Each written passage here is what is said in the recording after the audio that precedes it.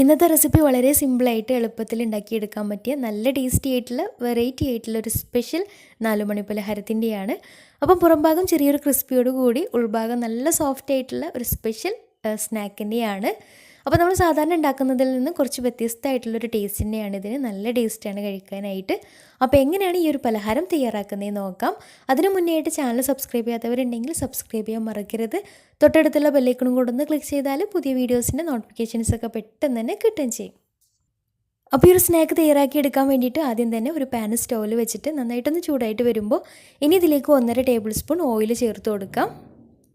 Oil നന്നായിട്ട് ചൂടായിട്ട് വന്നാൽ ഇനി ഇതിലേക്ക് 1 ടേബിൾ സ്പൂൺ ഇഞ്ചി വെളുത്തുള്ളി ചെറുതായിട്ട് കട്ട് ചെയ്തത് ചേർത്ത് കൊടുക്കാം. ഇതിന് പകരമായിട്ട് 1 ടേബിൾ സ്പൂൺ ഇഞ്ചി വെളുത്തുള്ളി ചതച്ചതായാലും കുഴപ്പമൊന്നുമില്ല. അപ്പോൾ നന്നായിട്ടൊന്ന് ബ്രൗൺ കളറായിട്ട് വന്നാൽ ഇനി ഇതിലേക്ക് ഒരു മീഡിയം സൈസിലുള്ള സവാള ഇതുപോലെ ചെറുതായിട്ട് കനം കുറഞ്ഞ് അരിഞ്ഞെടുത്തിട്ടുണ്ട്. അപ്പോൾ അതും കൂടി ചേർത്ത് നന്നായിട്ട് വഴറ്റിയെടുക്കാം. കൂടെ തന്നെ ഒരു പച്ചമുളക് ചെറുതായിട്ട് കനം കുറഞ്ഞ് വട്ടത്തിൽ അരിഞ്ഞിട്ട് അതും കൂടി ചേർത്ത് കൊടുത്തിട്ടുണ്ടായിരുന്നു. അത്യാവശ്യം നല്ല എരിവുള്ള മുളകാണ്. എരിവ് കുറഞ്ഞ മുളകാണെങ്കിൽ 2 എണ്ണമൊക്കെ എടുക്കാം. സവാള പെട്ടെന്ന് വഴന്ന് കിട്ടാൻ വേണ്ടിയിട്ട് 1/4 ടീസ്പൂൺ ഉപ്പും കൂടി ചേർത്തിട്ടാണ് വഴറ്റിയെടുക്കുന്നത്. കൂടെ തന്നെ നല്ലൊരു ഫ്ലേവറിന് വേണ്ടിയിട്ട് കുറച്ച് കറിവേപ്പില ചെറുതായിട്ട് കട്ട് ചെയ്തതും കൂടി ചേർത്ത് കൊടുത്തിട്ടുണ്ട്. ഇനി ഇവയെല്ലാം കൂടി നന്നായിട്ട് വഴറ്റിയെടുക്കാം. അപ്പോൾ സവാള അവിടെ വഴന്ന് വരുന്ന സമയം കൊണ്ട് ഇനി വേറൊരു പാത്രത്തിലേക്ക് 1.5 കപ്പ് വെള്ളം ഒഴിച്ചു കൊടുത്തിട്ടുണ്ട്. എന്നിട്ട് ഇതിലേക്ക് 100 ഗ്രാം നൂഡിൽസ് ചേർത്ത് കൊടുക്കാം. നൂഡിൽസ് വെച്ചിട്ടാണ് ഈ ഒരു സ്നാക്ക് തയ്യാറാക്കിയെടുക്കുന്നത്. അപ്പോൾ നൂഡിൽസ് വേവിച്ചെടുക്കുമ്പോൾ അതിലുള്ള ഈ ഒരു പാക്കിലുള്ള മസാല കൂടെ ചേർത്തിട്ടാണ് കേട്ടോ വേവിച്ചെടുക്കുന്നത്. അപ്പോൾ ആ ഒരു ഫ്ലേവറും കൂടെ വരുമ്പോൾ നല്ലൊരു ടേസ്റ്റാണ് ഈ ഒരു സ്നാക്കിലേക്ക്. അപ്പോൾ മസാല കൂടെ ചേർത്ത് നന്നായിട്ട് മിക്സാക്കി എടുത്തതിന് ശേഷം ഇനി ഒരു മീഡിയം ഫ്ലെയിമിലിട്ടിട്ട് നന്നായിട്ടൊന്ന് വേവിച്ചെടുക്കാം. വെള്ളമൊക്കെ നന്നായിട്ടൊന്ന് വറ്റി വരണം. അപ്പോൾ ഈ ഒരു സമയം തന്നെ സവാളയ്ക്ക് ഏകദേശം നന്നായിട്ട് വഴന്ന് കിട്ടിയിട്ടുണ്ട്. ഇനി ഇതിലേക്കുള്ള മസാലകൾ ചേർത്ത് കൊടുക്കാം. 1/2 ടീസ്പൂൺ മഞ്ഞൾപ്പൊടി, 1 ടീസ്പൂൺ ചിക്കൻ മസാല കൂടി ചേർത്തിട്ട് നന്നായിട്ട് മിക്സാക്കി എടുക്കാം. അപ്പോൾ ഇതിലേക്ക് നമുക്ക് ഇഷ്ടമുള്ള മസാലകളൊക്കെ ചേർത്ത് കൊടുക്കാം. മുളക് പൊടി വേണമെങ്കിൽ മുളക് പൊടി ചേർത്ത് കൊടുക്കാം. ഞാനിപ്പോൾ അതൊന്നും ചേർത്ത് കൊടുത്തിട്ടില്ല. മഞ്ഞൾപ്പൊടിയും ചിക്കൻ മസാലയും മാത്രമാണ് ചേർത്ത് കൊടുത്തിട്ടുള്ളത്. അപ്പോൾ മസാലയുടെ പച്ചമണക്ക് മാറി വന്നാൽ ഇനി ഇതിലേക്ക് കുറച്ച് ചിക്കൻ ചെറുതായിട്ട് കട്ട് ചെയ്തിട്ട് അതും കൂടി ചേർത്ത് കൊടുക്കുന്നുണ്ട്. ഫ്രൈ ചെയ്തെടുത്തിട്ടുള്ള ചിക്കനാണ് കേട്ടോ. ഫ്രൈ ചെയ്തെടുത്തിട്ടുള്ള ചിക്കൻ തന്നെ വേണമെന്നൊന്നുമില്ല. കുറച്ച് മഞ്ഞൾപ്പൊടിയും ഉപ്പും കുരുമുളക് പൊടി ഇട്ടിട്ട് വേവിച്ചെടുത്തിട്ടുള്ള ചിക്കൻ ചെറുതായിട്ട് ഇതുപോലെ പിച്ചിയെടുത്തിട്ടാലും മതിയാവും. അപ്പോൾ ചിക്കനും കൂടി ചേർത്തിട്ട് നന്നായിട്ട് മിക്സാക്കി എടുക്കാം. ഇനി ചിക്കൻ ഇല്ലാതെയും ചെയ്തെടുക്കാം കേട്ടോ. വെറും വെജിറ്റബിൾസ് മാത്രമാക്കിയിട്ടും ചെയ്തെടുക്കാം. ഇനി ചിക്കന് പകരമായിട്ട് കുറച്ച് പൊട്ടാറ്റോ അതേപോലെ കുറച്ച് ക്യാരറ്റും ചെറുതായിട്ട് കട്ട് ചെയ്തിട്ട് അത് ചേർത്ത് കൊടുത്തിട്ട് മിക്സാക്കി എടുത്താലും മതിയാവും. അപ്പോൾ ഇതെല്ലാം കൂടെ നന്നായിട്ട് മിക്സാക്കി എടുത്തു കഴിഞ്ഞാൽ ഇനി ഇതിലേക്ക് നേരത്തെ വേവിച്ച് വെച്ചിട്ടുണ്ടായിരുന്ന നൂഡിൽസ് ചേർത്ത് കൊടുക്കാം. നൂഡിൽസ് നന്നായിട്ട് വേവിച്ചെടുത്തിട്ടുള്ള നൂഡിൽസാണ്. അപ്പോൾ നൂഡിൽസ് ചേർത്തിട്ട് നന്നായിട്ടൊന്ന് മിക്സാക്കി എടുക്കാം. സവാളയുടെയും മസാലയൊക്കെ നൂഡിൽസിലേക്ക് നന്നായിട്ട് പിടിക്കണം. അപ്പോൾ ഓൾറെഡി നൂഡിൽസ് ഫ്ലേവറൊക്കെ ഉള്ളതാണ്, കാരണം അതിൻ്റെ മസാലയൊക്കെ ചേർത്തിട്ടാണല്ലോ വേവിച്ചെടുത്തിട്ടുള്ളത്. അപ്പോൾ ഈ ഒരു ഉള്ളിയുടെ കൂട്ടും കൂടെ ചേർത്ത് നന്നായിട്ട് മിക്സാക്കി എടുത്തതിന് ശേഷം ഇനി ഇതിലേക്ക് ചേർത്ത് കൊടുക്കേണ്ടത് 1 കപ്പ് വെള്ളമാണ്. അപ്പോൾ വെള്ളം ഒഴിച്ചിട്ട് നന്നായിട്ടൊന്ന് മിക്സാക്കി എടുക്കാം. കൂടെ തന്നെ ഈ ഒരു സമയത്ത് പാകത്തിന് ഉപ്പും കൂടെ ചേർത്ത് കൊടുക്കാം.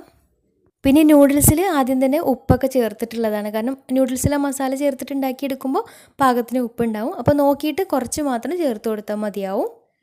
ഇനി ഇവയെല്ലാം കൂടെ നന്നായിട്ട് മിക്സാക്കി എടുത്തു കഴിഞ്ഞാൽ ഇനി ഇതിലേക്ക് കുറച്ചൊരു എരിവ് കുറവുണ്ട്. അപ്പോൾ 1 ടേബിൾ സ്പൂൺ കുരുമുളക് പൊടി ചേർത്തിട്ട് നന്നായിട്ട് മിക്സാക്കി എടുക്കാം.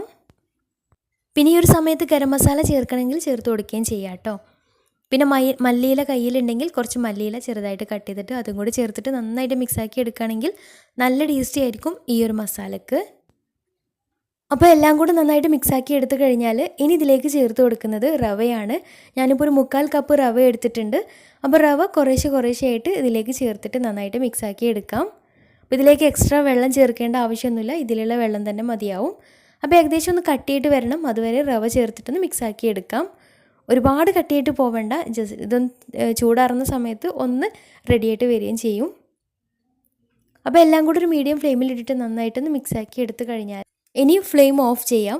ഇതിങ്ങനെ തന്നെ കഴിക്കാൻ നല്ല ടേസ്റ്റാണ് കേട്ടോ. ഒരു മസാലയും പിന്നെ റവയൊക്കെ ചേർന്നിട്ടുള്ള ഈ ഒരു മിക്സ് ഇതുപോലെ ബോൾസ് ആക്കിയിട്ടോ അല്ലെങ്കിൽ ഇഷ്ടമുള്ള ഷേപ്പാക്കിയിട്ട് അങ്ങനെയും കഴിക്കാം. അപ്പോൾ ഈ ഒരു മിക്സ് നന്നായിട്ട് ഇളക്കി വെള്ളമൊക്കെ വറ്റിച്ചെടുത്താൽ ഫ്ലെയിം ഓഫ് ചെയ്തതിന് ശേഷം ചെറുതായിട്ടൊന്ന് ചൂടാറിയിട്ട് വന്നാൽ ഇനി ഇത് ചെറിയ ബോൾസ് ആക്കിയിട്ടൊന്ന് ഉരുട്ടിയെടുക്കണം. അപ്പോൾ ഒരുപാട് ചൂടാറാൻ വേണ്ടിയിട്ട് വെയിറ്റ് ചെയ്യരുത്, ചെറിയൊരു ചൂടോട് കൂടി തന്നെ ചെയ്തെടുക്കാം. അപ്പോൾ കയ്യിൽ കുറച്ച് എണ്ണയാക്കിയിട്ട്, എണ്ണ ആക്കണം നിർബന്ധമൊന്നുമില്ല, ഏകദേശം നല്ല ടൈറ്റായിട്ട് തന്നെ ഉള്ളത്. അപ്പോൾ ചെറിയ ചെറിയ ബോൾസ് ആക്കിയിട്ട് ഇഷ്ടമുള്ള ഷേപ്പിൽ ഇതുപോലെ ചെയ്തെടുക്കാം. ഞാനിപ്പോൾ ഏതായാലും ബോൾസ് ആക്കിയിട്ടാണ് എടുക്കുന്നത്. ഇഷ്ടമുള്ള ഷേപ്പിൽ ഷേപ്പാക്കി എടുക്കുകയും ചെയ്യാം. അപ്പോൾ ചെറിയൊരു ചൂടോട് കൂടി ഷേപ്പാക്കി എടുത്താൽ മാത്രമേ കറക്റ്റായിട്ട് ഇതുപോലെ ഷേപ്പാക്കി എടുക്കാനും പറ്റുകയുള്ളൂ. അപ്പോൾ എല്ലാതും ഇതുപോലെ ചെയ്തെടുത്ത് കഴിഞ്ഞാൽ ഇനി ഇതൊന്ന് ഫ്രൈ ചെയ്തെടുക്കണം. ഇങ്ങനെ കഴിക്കാനും നല്ല ടേസ്റ്റാണ് കേട്ടോ. അപ്പോൾ ഫ്രൈ ചെയ്തെടുക്കുന്നതിന് മുന്നേ ആയിട്ട് ഇതിലേക്ക് ഒരു ബൗളിൽ ഒരു കോഴിമുട്ട പൊട്ടിച്ച് ഒഴിച്ചിട്ട് നന്നായിട്ട് സ്പൂൺ വെച്ചിട്ട് നന്നായിട്ടൊന്ന് അടിച്ചെടുത്തിട്ടുണ്ട്. കൂടെ തന്നെ കുറച്ച് ബ്രെഡ് ക്രംസും എടുത്ത് വെച്ചിട്ടുണ്ട്. ഇനിയൊരു ചീനച്ചട്ടി സ്റ്റൗവിൽ വെച്ചിട്ട് നന്നായിട്ട് ചൂടായിട്ട് വരുമ്പോൾ ഇതിലേക്ക് ഫ്രൈ ചെയ്യാൻ ആവശ്യമായിട്ടുള്ള ഓയിൽ ഒഴിച്ചു കൊടുക്കാം. ഓയിൽ അവിടെ നന്നായിട്ട് ചൂടായിട്ട് വരുമ്പോഴത്തേക്ക് നമ്മൾ നേരത്തെ റെഡിയാക്കി വെച്ചിട്ടുള്ള ഓരോ ബോൾസായിട്ട് മുട്ടയുടെ ബാറ്ററിൽ ആദ്യം ഒന്ന് മുക്കിയിട്ട് പിന്നെ ബ്രെഡ് ക്രംസിലൊന്ന് കോട്ട് ചെയ്തെടുക്കാം.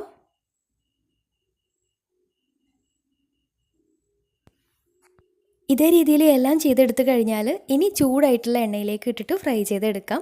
അപ്പോൾ ഒരു മീഡിയം ഫ്ലെയിമിൽ ഇട്ടിട്ട് തന്നെ ഫ്രൈ ചെയ്തെടുക്കാം. ഉൾഭാഗം വല്ലാണ്ട് വെന്ത് കിട്ടാനൊന്നുമില്ല, പുറം ഭാഗം ഒന്ന് മൊരിഞ്ഞ് കിട്ടിയാൽ മാത്രം മതിയാവും. ഒരു മീഡിയം ഫ്ലെയിമിലിട്ടിട്ട് തിരിച്ചു മറിച്ചൊക്കെ ഇട്ടിട്ട് എല്ലാ ഭാഗവും കളറൊക്കെ മാറി നല്ല ബ്രൗൺ കളറായിട്ട് നന്നായിട്ട് മൊരിഞ്ഞ് കിട്ടിയാൽ എണ്ണയിൽ നിന്ന് മാറ്റാം. അപ്പോൾ ചൂടോട് കൂടി തന്നെ കഴിക്കുകയാണെങ്കിൽ നല്ല ടേസ്റ്റാണ്. ഉൾഭാഗം നല്ല സോഫ്റ്റായിട്ട് പുറംഭാഗം ചെറുതായിട്ടൊന്ന് ക്രിസ്പി ആയിട്ട് അടിപൊളി ടേസ്റ്റാണ്. തീർച്ചയായിട്ടും ട്രൈ ചെയ്ത് നോക്കുക. ട്രൈ ചെയ്തിട്ട് നിങ്ങളുടെ ഫീഡ്ബാക്ക്സ് താഴെ കമൻറ്റ് ബോക്സിൽ അറിയിക്കാൻ മറക്കരുത്. അപ്പോൾ ഇന്നത്തെ വീഡിയോ ഇഷ്ടമായെന്ന് വിചാരിക്കുന്നു. ഇഷ്ടമായെങ്കിൽ ലൈക്ക് ചെയ്യുക, ഫ്രണ്ട്സ് റിലേറ്റീവ്സിനൊക്കെ ഒന്ന് ഷെയർ ചെയ്ത് കൊടുക്കാനും മറക്കരുത്. അപ്പോൾ നല്ല അടിപൊളി വീഡിയോയുമായി വീണ്ടും വരാം. അതുവരെ take care, bye, thank U.